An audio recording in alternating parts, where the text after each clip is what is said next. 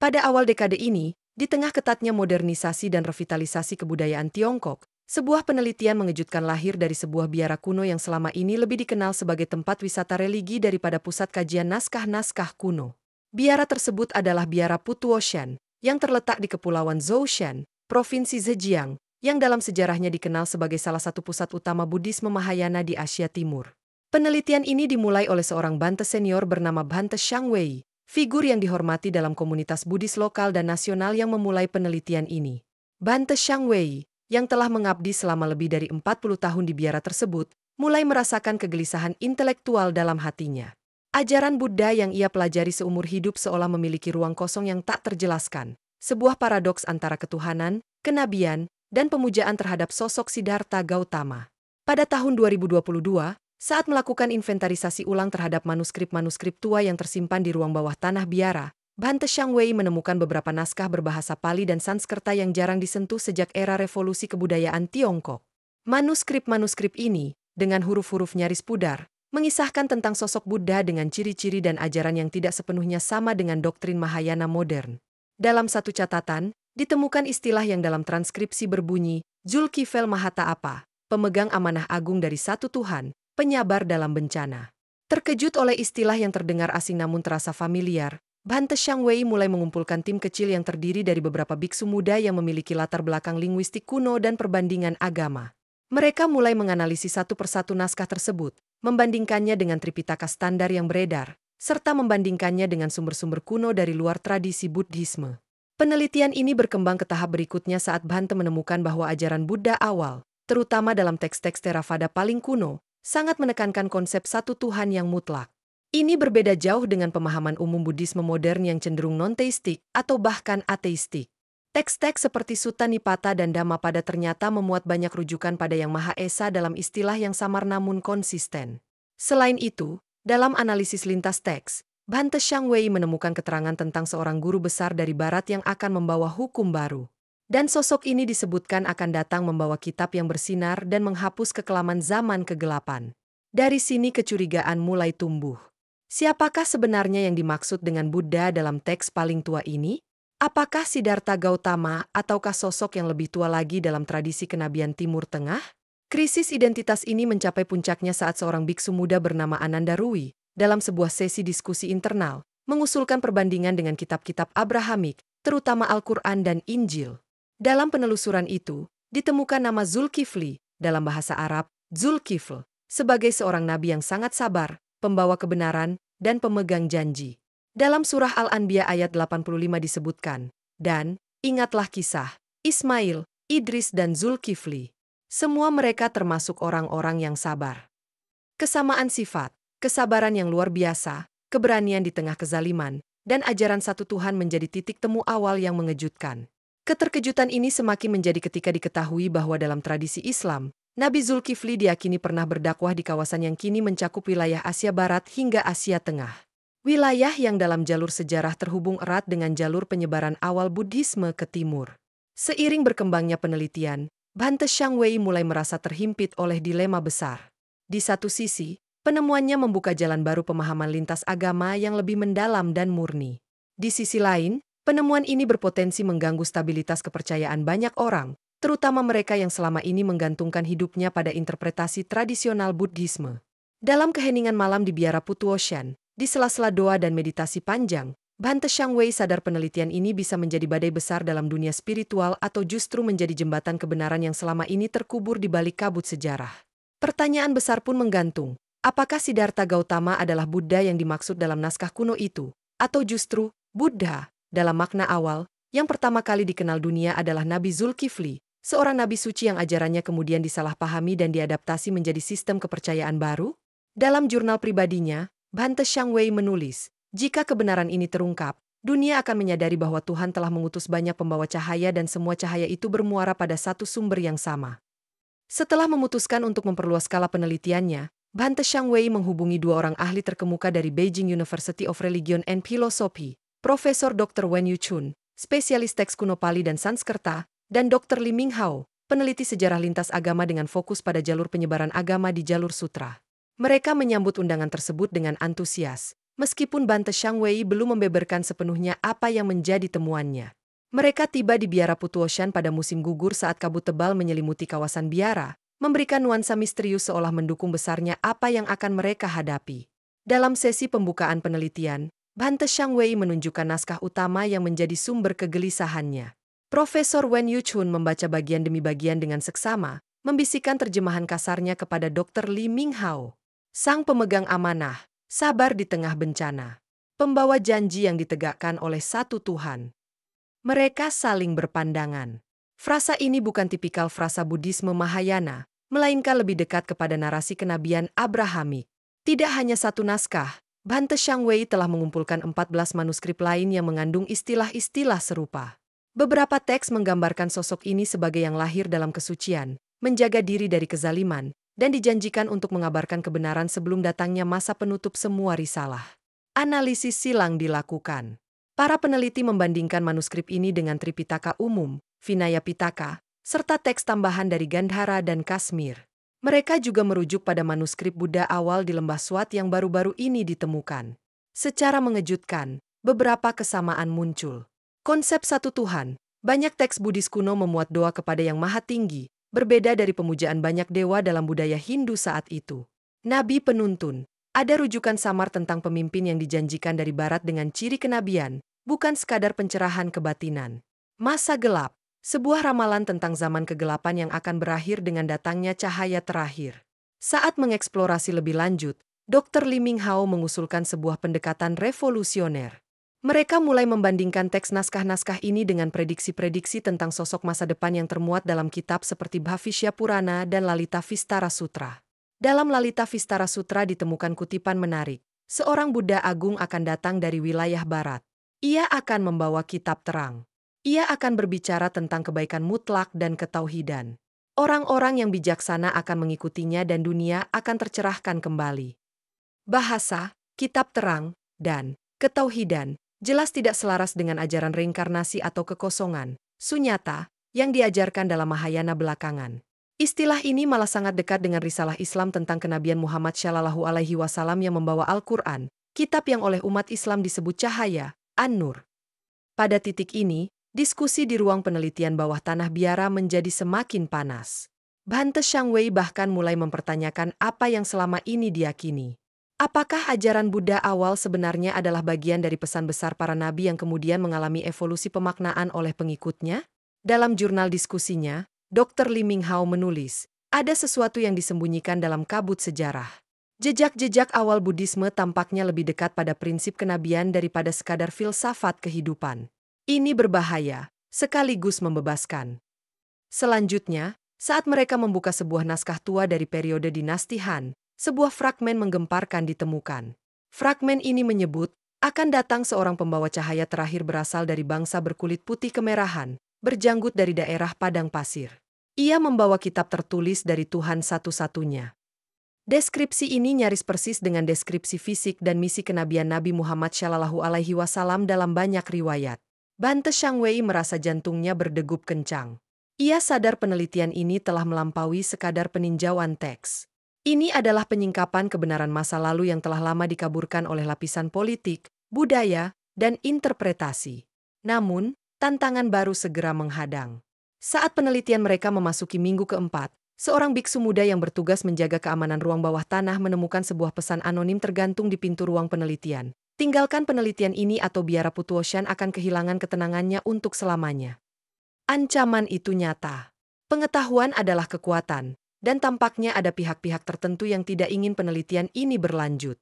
Bante Shangwei, Profesor Wen Yuchun, dan Dr. Li Minghao menghadapi dilema besar, meneruskan pencarian mereka dalam bahaya, atau mengubur kebenaran yang baru saja mereka sentuh ujungnya. Di bawah cahaya lilin malam itu, mereka memutuskan satu hal, penelitian ini harus terus berjalan, apapun risikonya. Karena di balik kabut ketakutan ini, ada sebuah jawaban yang dunia berhak tahu. Seminggu setelah ancaman misterius itu diterima, suasana di biara Putuoshan terasa berbeda. Pengamanan diperketat. Namun, di balik bayang-bayang kekhawatiran, penelitian Bante Shangwei dan tim justru memasuki fase paling menentukan, membedah ramalan-ramalan kuno tentang kedatangan sosok besar yang disebut dalam ajaran Buddha. Bhante Shangwei memimpin pencarian pada naskah-naskah kuno Buddhis yang mengandung referensi terhadap Maitreya, sang Buddha yang akan datang. Maitreya dikenal dalam Buddhisme sebagai sosok penyelamat masa depan yang akan membawa ajaran baru pada zaman ketika moralitas manusia telah merosot tajam. Namun, dari penelitian mendalam, mereka menemukan anomali besar. Banyak deskripsi tentang Maitreya dalam naskah kuno tidak sepenuhnya cocok dengan karakteristik seorang bodhisattva reinkarnasi. Sebaliknya, ia lebih mirip dengan deskripsi tentang seorang nabi, pembawa wahyu baru, penegak kebenaran, dan utusan dari Tuhan. Salah satu naskah paling penting yang menjadi perhatian adalah Cakkavati Sihanada Sutta dari koleksi Digha Nikaya. Di dalamnya tertulis, seorang yang bernama Maitreya, akan muncul di dunia. Seorang yang suci, tercerahkan sepenuhnya, diberkahi dengan pengetahuan sempurna, berjalan pada jalan kebenaran, mengenal dunia sepenuhnya, tak tertandingi sebagai pemandu umat manusia, guru para dewa dan manusia. Penting dicatat istilah, guru para dewa dan manusia, Sat Deva Manusna. Istilah ini, atau gelar serupa, juga digunakan dalam Islam untuk menggambarkan Nabi Muhammad SAW sebagai rahmat bagi semesta alam. Dr. Lee Ming Hao lalu mengangkat pertanyaan penting, mengapa Maitreya tidak pernah muncul dalam sejarah Buddhis pasca Siddhartha Gautama? Padahal umat Buddha telah menantikan kedatangannya berabad-abad lamanya.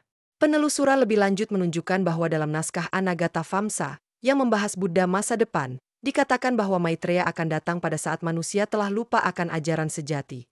Ia akan mengajarkan agama murni dan membangun masyarakat baru yang adil. Mengejutkannya, di naskah Tibet kuno yang baru ditemukan, istilah untuk ajaran ini disebut sebagai agama yang hanya menyembah satu Tuhan dan membawa kitab hukum yang jelas.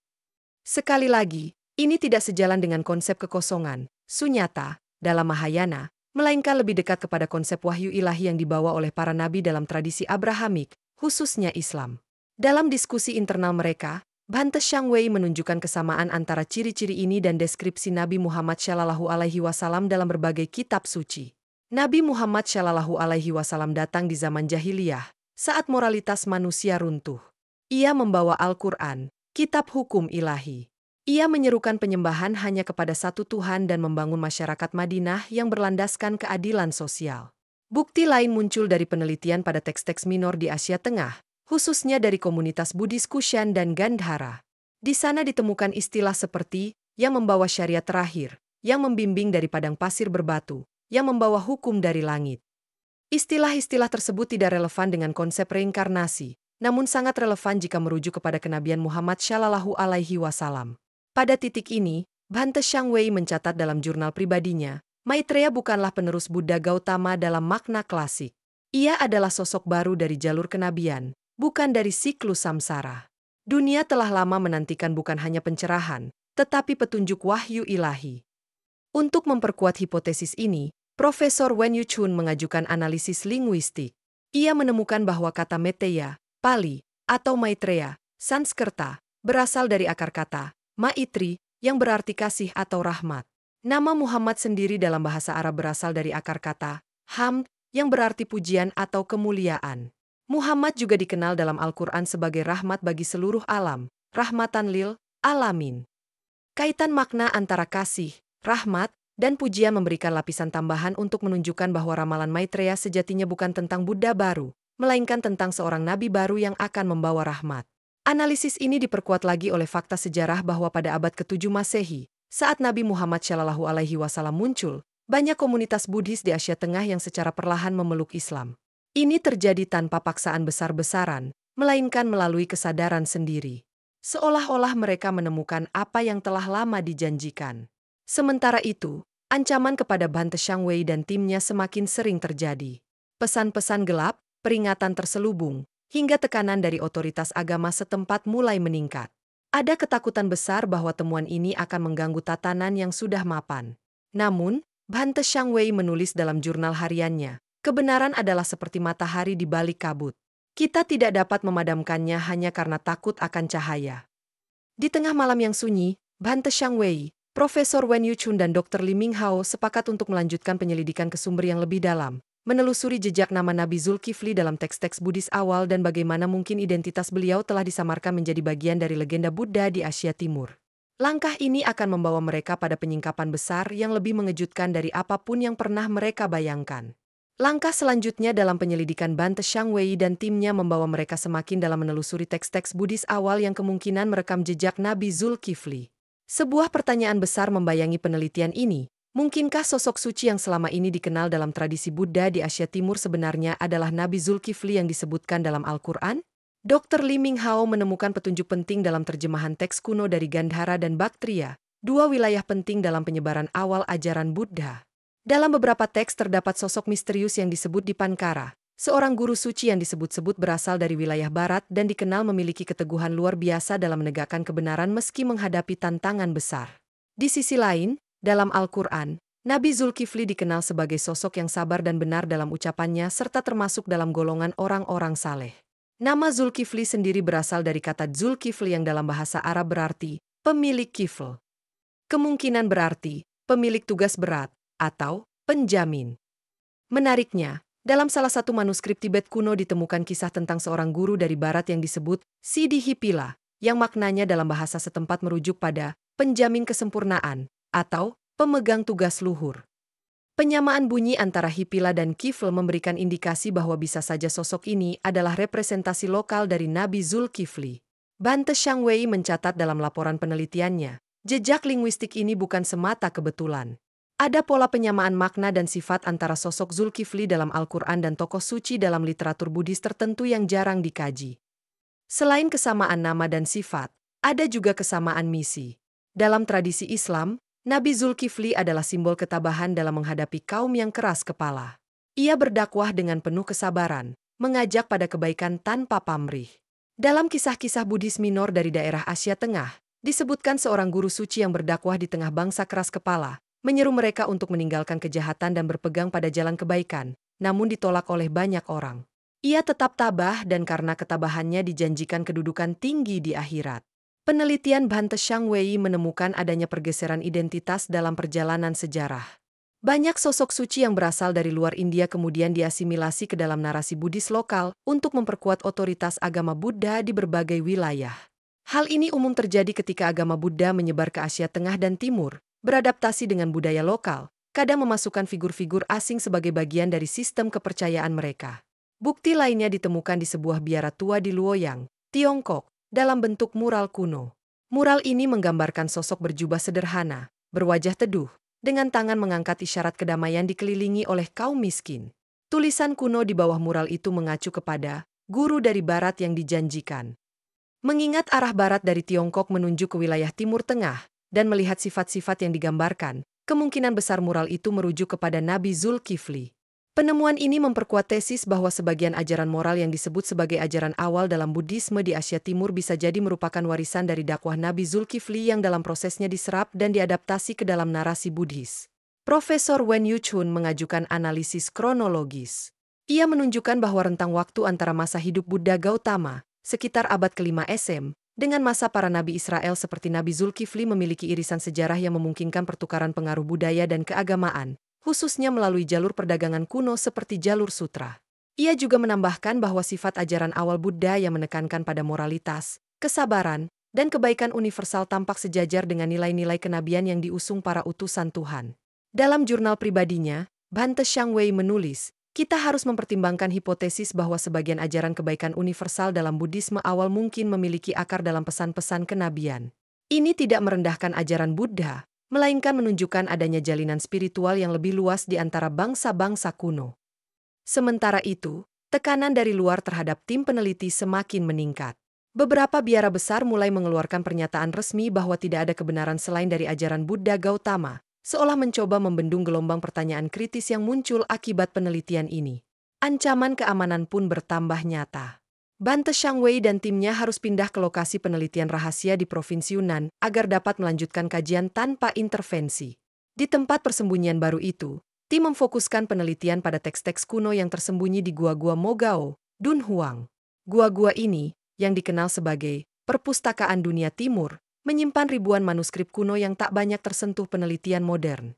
Mereka berharap di antara lembaran-lembaran usang itu, mereka akan menemukan bukti lebih kuat bahwa apa yang selama ini disangka hanya legenda Buddha sebenarnya adalah jejak nyata dari utusan Allah yang bernama Nabi Zulkifli. Penemuan di Dunhuang ini akan menjadi penentu apakah kebenaran besar yang mereka kejar benar-benar dapat diungkap kepada dunia. Setelah pelarian ke Provinsi Yunnan, tim yang dipimpin Bante Shangwei berusaha memusatkan pencarian di situs Dunhuang. Kompleks Gua Mogao, dikenal juga sebagai Gua Seribu Buddha, menyimpan ribuan manuskrip kuno sejak abad ke-4 hingga abad ke-11 Masehi. Banyak dari manuskrip ini masih belum sepenuhnya diterjemahkan, menyimpan rahasia tentang percampuran budaya, keyakinan, dan jejak perjalanan spiritual Asia. Dalam salah satu gua yang lebih terpencil, tersembunyi di balik tumpukan gulungan sutra usang, Dr. Li Minghao menemukan sebuah teks yang segera mencuri perhatian. Manuskrip itu berjudul Perjalanan Sang Pemelihara Cahaya, Zaguang Xingji. Ditulis dalam bahasa Tionghoa kuno bercampur istilah Pali dan Sanskerta. Yang mengejutkan, isi manuskrip itu bukan tentang Buddha Gautama, melainkan tentang sosok suci yang akan datang, membawa kebenaran terakhir setelah munculnya berbagai guru sebelumnya. Deskripsi dalam naskah itu menyinggung tokoh bernama Meteya atau Maitreya, yang dalam tradisi Buddhis dikenal sebagai Buddha masa depan. Namun, di bagian lain, teks itu menyebutkan bahwa Maitreya bukan sekadar kelanjutan ajaran Gautama, melainkan datang membawa kalam ilahi, sesuatu yang tidak pernah diturunkan kepada guru-guru sebelumnya. Dalam manuskrip itu tercatat, ketika bintang timur bergerak dan negeri barat bersinar, seorang pemimpin terakhir akan datang. Ia tidak berselimutkan dunia, namun berselimutkan kalam dari langit. Ia berjalan tanpa alas, berbicara tanpa tulisan, membawa pesan keadilan dari yang tak terlihat.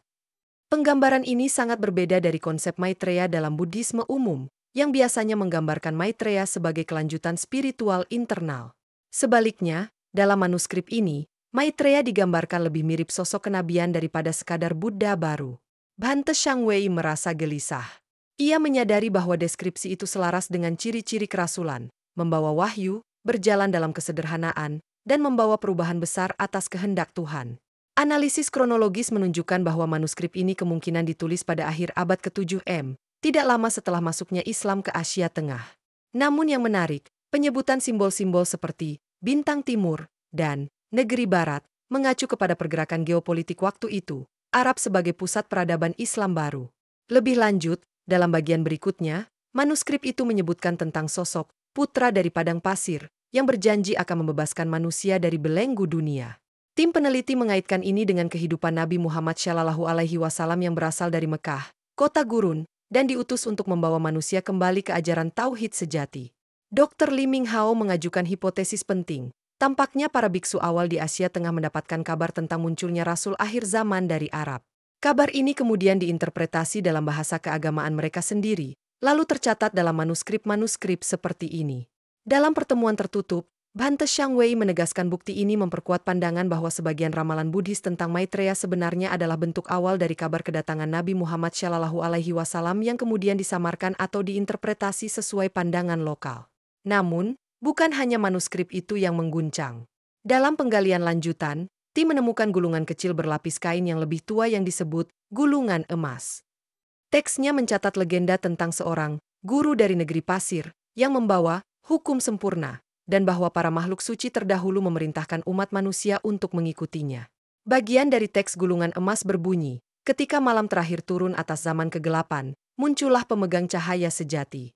Ia dikenal bukan dari nasab, bukan dari kasta, namun dari wahyu.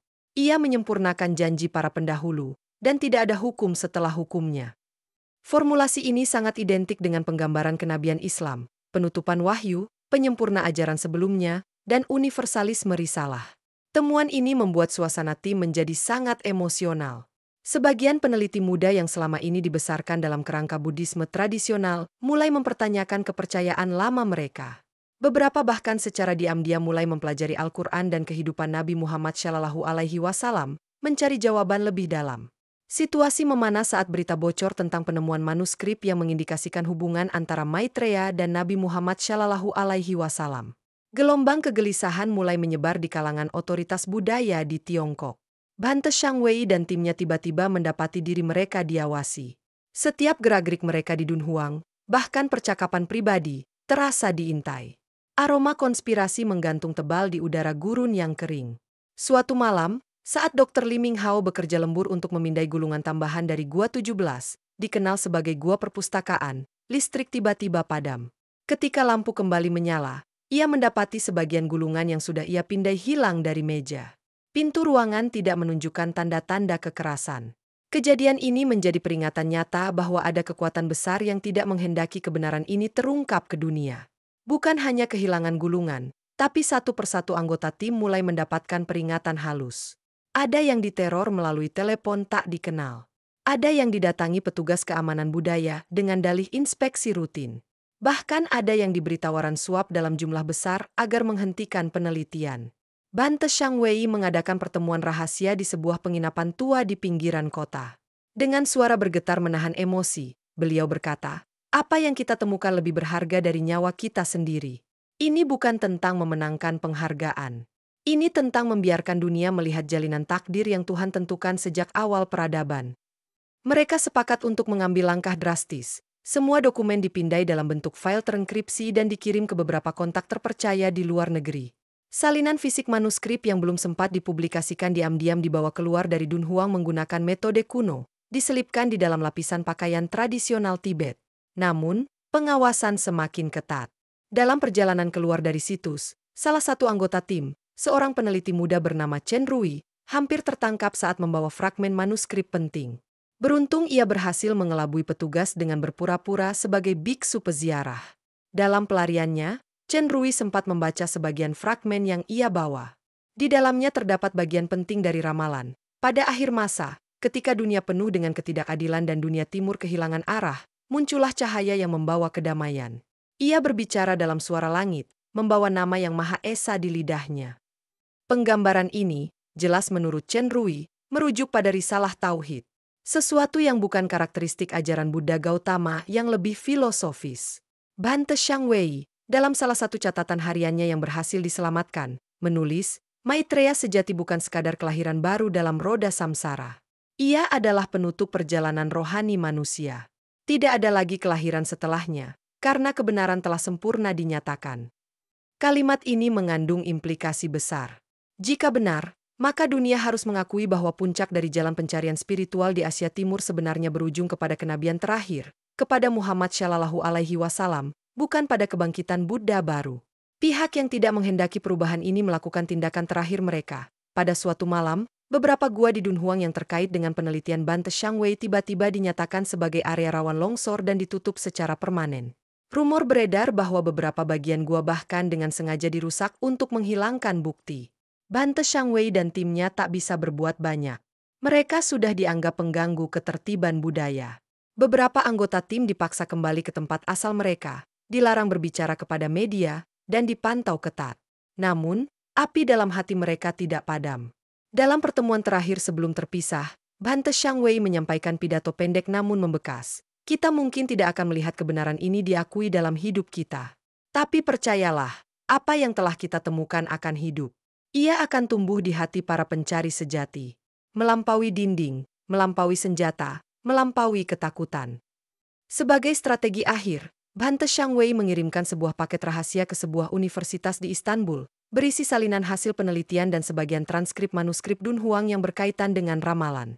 Di dalam paket itu, ia menyelipkan sebuah catatan tangan berbunyi, untuk para pencari di masa depan, jangan biarkan cahaya ini padam. Dunia sedang menunggu untuk diingatkan. Dengan langkah itu, Bante Shang Wei mengakhiri keterlibatannya langsung dalam penelitian tersebut.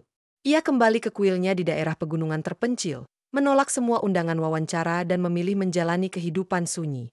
Sementara itu, jauh dari Dunhuang, benih yang ia tanam mulai bertunas. Beberapa akademisi di luar negeri yang mendapatkan salinan dokumen tersebut mulai membahas isi naskah Dunhuang di forum-forum kecil. Pelan tapi pasti, ide bahwa ramalan Buddha tentang Maitreya mungkin sebenarnya menunjuk pada kenabian Muhammad Shallallahu Alaihi Wasallam mulai menyebar. Cerita tentang upaya penghapusan bukti ini pun menjadi bagian integral dari narasi, yang membangun misteri dan daya tarik tersendiri.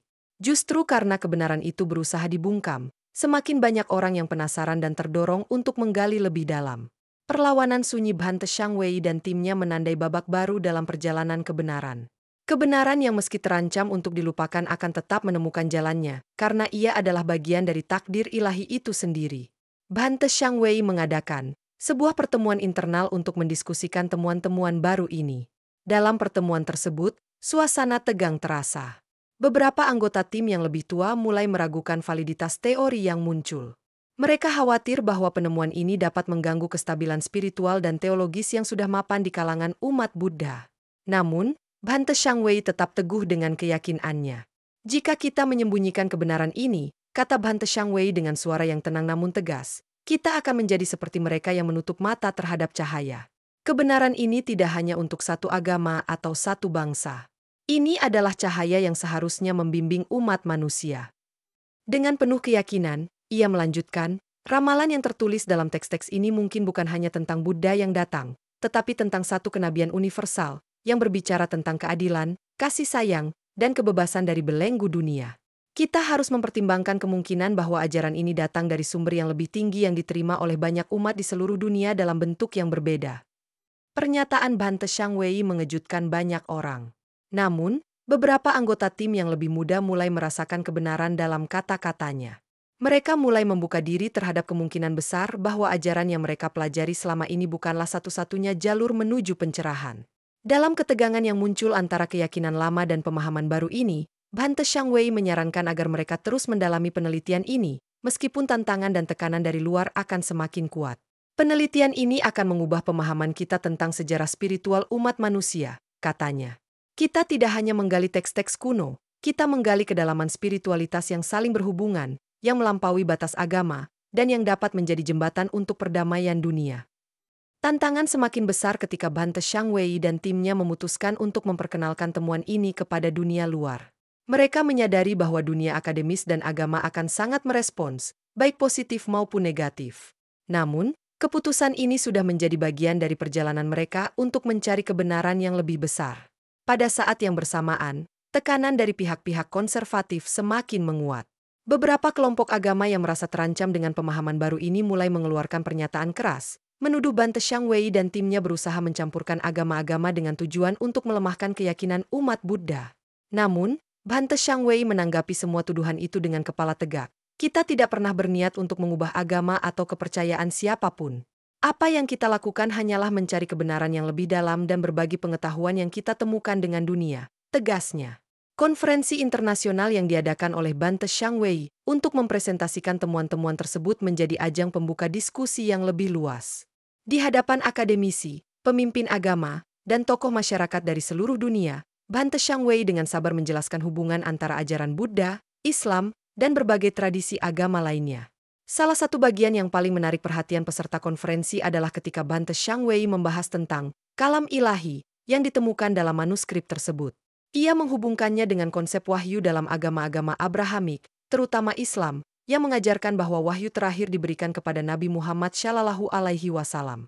Konsep ini, menurutnya, menggambarkan bahwa setiap ajaran spiritual yang besar memiliki titik temu pada kebenaran yang sama, meskipun disampaikan dalam bentuk yang berbeda-beda. Dalam salah satu sesi, Dr. Li Minghao, yang juga menjadi anggota tim penelitian, menyampaikan pandangannya mengenai penemuan ini. Saya tidak ingin membuat suatu kesimpulan yang tergesa-gesa, katanya dengan bijak. Tetapi apa yang kami temukan di Dunhuang adalah sesuatu yang sangat signifikan. Teks-teks kuno ini mengandung kebijaksanaan yang dapat mengarah pada pemahaman lebih dalam tentang hubungan antara agama-agama besar. Namun, tidak semua orang di konferensi itu setuju dengan pandangan Bhante Shangwei. Beberapa peserta menyatakan bahwa meskipun ada kesamaan dalam ajaran-ajaran moral antara Buddha dan Islam, setiap agama memiliki karakteristik unik yang tidak dapat disamakan.